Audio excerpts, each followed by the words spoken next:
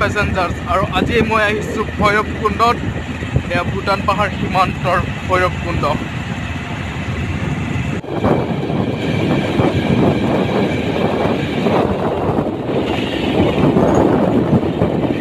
আৰু ভূটান পাহাৰ সীমান্তৰ মাজে মাজে এয়া ভৈৰৱকুণ্ডত আমি যাত্ৰা কৰিলোহি। আপোনালোকক দেখুৱাই আছো ভৈৰৱকুণ্ড। গাইছ, ৰাস্তা চাওক, ৰাস্তা ইমান ধুনীয়া।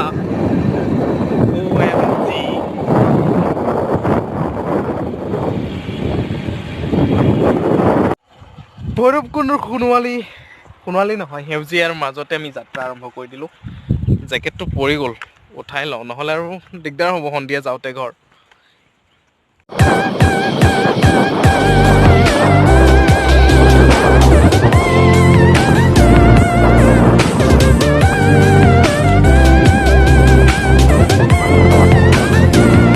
পাহাৰৰ পৰা নামোতে গাড়ীৰ ষ্টাৰ্ট বন্ধ কৰি দিয়ক আৰু একদম আৰামত নামি যাওক।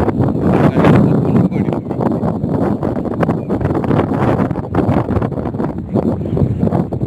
তেল বাচি যাব যিহে তেলৰ দাম। ভৈৰৱকুণ্ডখন আচলতে দুখন ৰাজ্য আৰু এখন দেশৰে সৈতে মিলি আছে বৰ্ডাৰটো।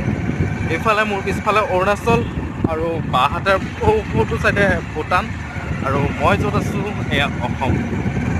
আৰু এইখনে হৈছে ভৈৰৱকুণ্ডৰ সেই ফেমাছ ব্ৰিজখন, চেল্ফি ব্ৰিজ।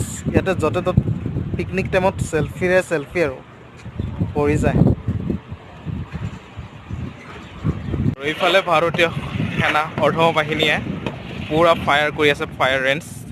তেওঁলোকে ট্ৰেইনিঙে দি থাকে নেকি। ৰিয়েল গুলিৰ শব্দ যদি ল'বলৈ মন আছে, ফিলিংছটো ভৈৰৱকুণ্ডলৈ আহিব পাৰে। আৰু বিলাক তাতে ফায়াৰ কৰি থাকে ইহঁতে।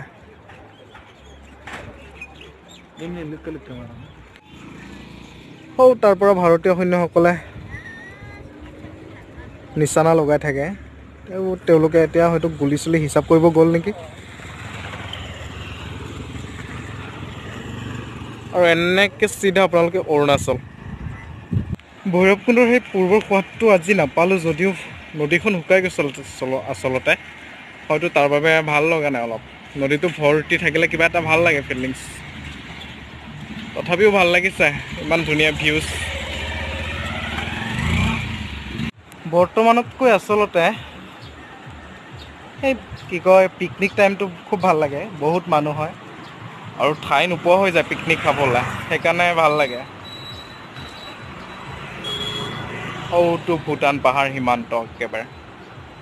আপোনালোকক দেখুৱাই আছোঁ ভৈৰৱকুণ্ড, আৰু ইমান ধুনীয়া পৰিৱেশৰ মাজতে আমিও যাত্ৰা আৰম্ভ কৰিলোঁ মানে কি কৰিয়ে আছোঁ হয় নাই। পিকনিকৰ টাইমত আপোনালোকে যদি আহে, আশা কৰোঁ বেয়া নাপাওঁ। ইমানো বেয়া ঠাই নহয় ভৈৰৱকুণ্ডখন। দুখন ৰাজ্য, এখন আন্তঃৰাষ্ট্ৰীয় সীমা, খুব ধুনীয়া। আৰু এইবাৰ আমি যাত্ৰা কৰিম ভূটান সীমান্তৰ ফালে। চাওঁ গৈ ভূটান সীমান্তত সোমাব পাৰোঁ নে নাই।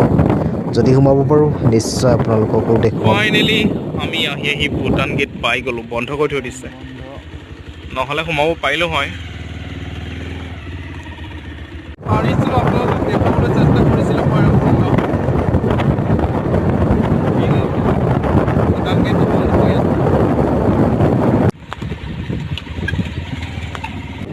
এইফালে যিহেতু গেটখন বন্ধ, আমি এইফালে সোমাবলৈ চেষ্টা কৰিম। চাওঁ ৰাস্তা আছে নে নাই, কিমানদূৰ যাব পাৰোঁ।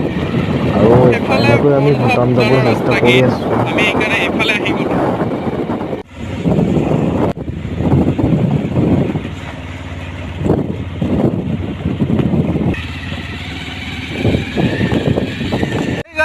ভূটান যোৱাত যিহেতু গেটখন বন্ধ হৈ আছে, আমি শ্বৰ্টকাট মাৰি জংঘলে ভূটানৰ মাটিত প্ৰৱেশ কৰিবলৈ ওলাই আছোঁ।